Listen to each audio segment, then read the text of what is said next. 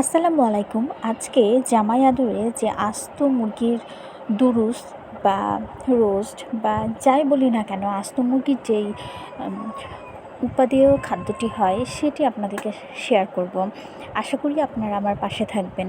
প্রথমেই একটা আস্ত মুরগি আমি এভাবে সুন্দর করে পরিষ্কার করে মাঝখান দিয়ে এভাবে কেচিয়ে নিয়েছি। এরপর এটার ভিতরে হলুদের গুঁড়ো, মরিচের গুঁড়ো এবং জিরা গুঁড়ো অল্প পরিমাণে দিয়েছি।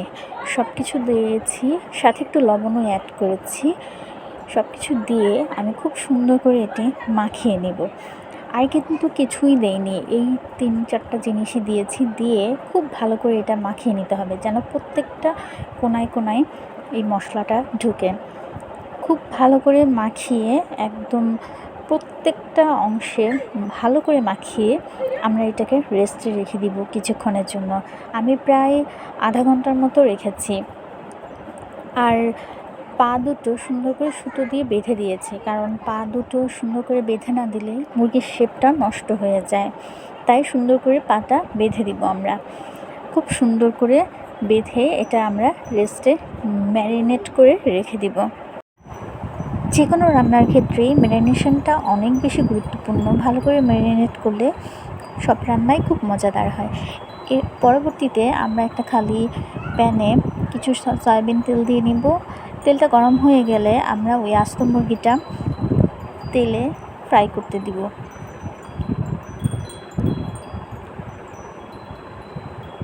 এটা খুব সাবধানে করতে হবে যাতে মুরগি ভেঙে না যায়। ভেঙে গেলে মুরগির সৌন্দর্যটা ভালো লাগে না। খুব সাবধানে উল্টিয়ে দিতে হবে।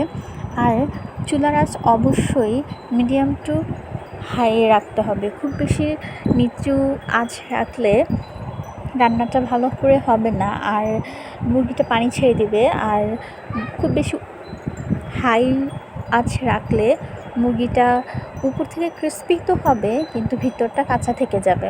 তাই আমাদের মিডিয়াম টু হাইয়ে রেখে পুরো রান্নাটা কমপ্লিট করতে হবে। প্রায় আধা ঘন্টা আমি এটাকে ভেজে নিয়েছি। আধা ঘন্টা বা 40 মিনিট লাগেনি, এর কম সময়ে আমি এটা খুব সুন্দর করে ভেজে নিয়েছি। যেহেতু আস্ত মুরগি একটু ভাজতে সময় লাগবে।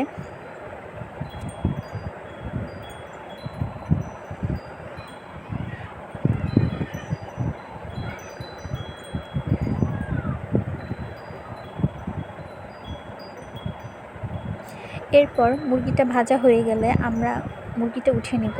আর ওই যে তেল ছিল ওই তেলের ভিতরে আমরা এখন গ্রেভির জন্য মশলা অ্যাড করব।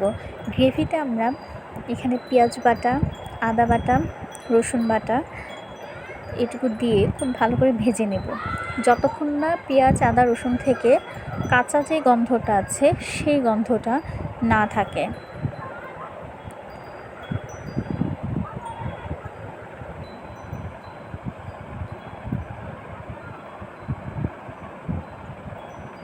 এরপর আমি এখানে জয়ফল, জয়ত্রী, পোস্তদানা, অল্প একটু জিরা, 2টা এলাচ, একটুখানি দারচিনি বেটে নিয়েছিলাম, ওই মশলাটা অ্যাড করব। এরপর পরিমাণ মতো লবণ দিয়ে দিব। মশলাটা ভালো করে ভেজে নিয়ে আমরা কিছু কাঁচামরিচও দিয়ে দিব।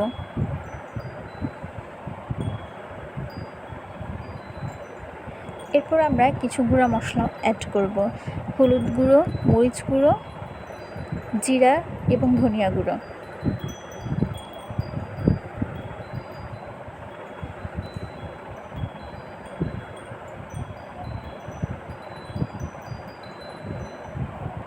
ঝালটা হচ্ছে যার যার টেস্ট অনুযায়ী।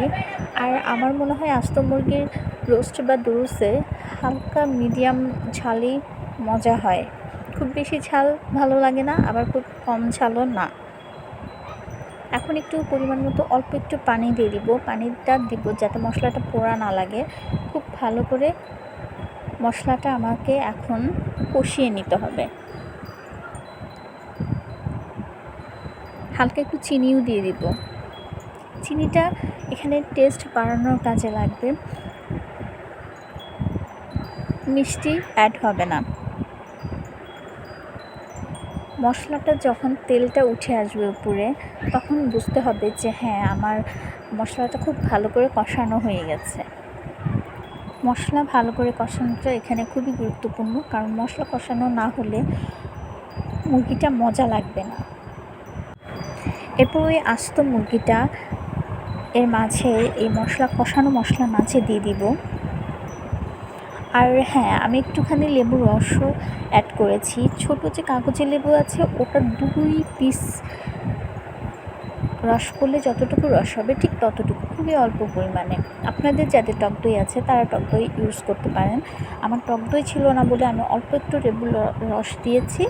আর হালকা একটু গ্রেভিতে, এই যে এখন মুরগিটা দেওয়ার পরে হালকা একটু গরুর দুধ মিশিয়েছি, 1 কাপের মতো দুধ। গরুর দুধ না থাকলে কোনো সমস্যা নাই, 1 কাপ পানিতে 2-3 টেবিল চামচ পাউডার দুধ মিশিয়ে দিলেও চলবে। মুরগিটা খুব ভালো করে কষায় নিতে হবে।